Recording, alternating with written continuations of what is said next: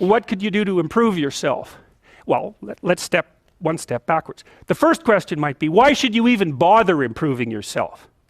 And I think the answer to that is something like, so you don't suffer any more stupidly than you have to.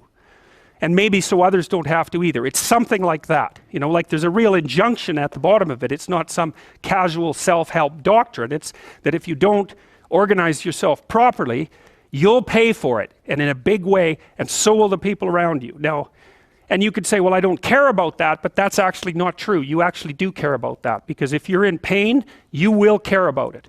And so you do care about it, even if it's just that negative way, you know. It's very rare that you can find someone who's in excruciating pain who would ever say, well, it would be no better if I was out of this. It's sort of pain is one of those things that brings the idea that it would be better if it didn't exist along with it. It's incontrovertible. So you get your act together so that there isn't any more stupid pain around you than necessary. Well, so then the question might be, well, how would you go about getting your act together? And the answer to that, and this is a phenomenological idea too, it's something like, look around for something that bothers you and see if you can fix it. So now you think, well, let's say you go into you can do this in a room. It's quite fun to do it just when you're sitting in a room, like a room, maybe your bedroom. You can sit there and just sort of meditate on it and think, okay, if I wanted to spend 10 minutes making this room better, what would I have to do? And you have to ask yourself that, right? It's not a command, it's like a genuine question.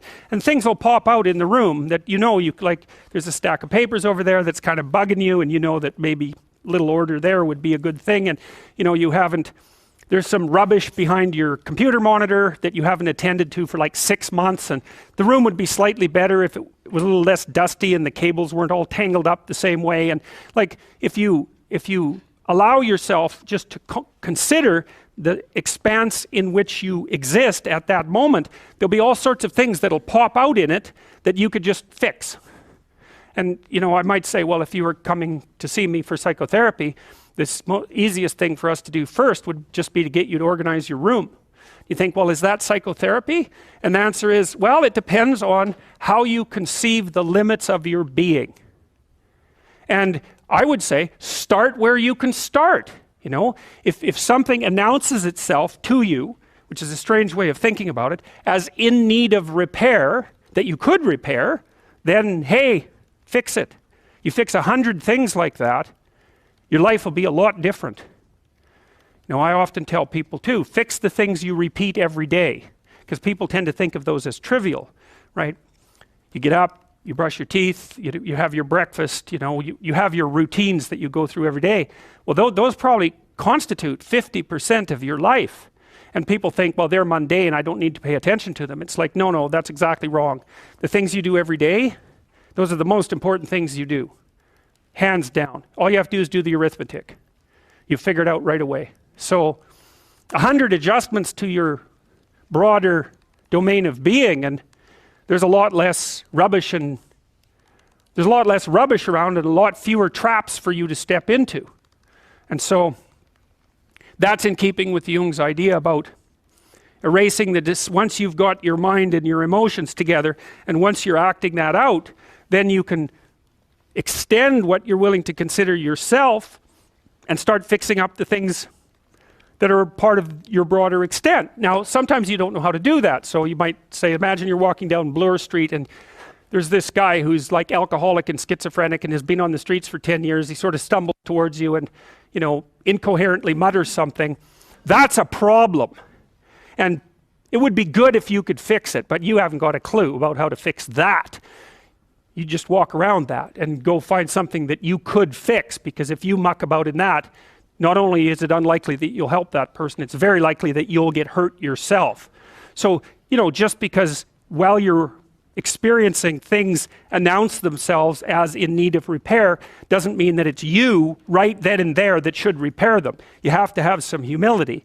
You know, you don't walk up to a helicopter that isn't working and just start tinkering away with it. You have to stay within your domain of competence. But most of the time, if people look at their lives, you know, it's a very interesting thing to do. I like the idea of the room, because you can do that at the drop of a hat. You know, you go back to where you live and sit down and think, okay, I'm going to make this place better for half an hour. What should I do? And you have to ask. And things will just pop up like mad. And it's partly because your mind is a very strange thing. As soon as you give it a name, a genuine aim, it'll reconfigure the world in keeping with that aim. That's actually how you see to begin with.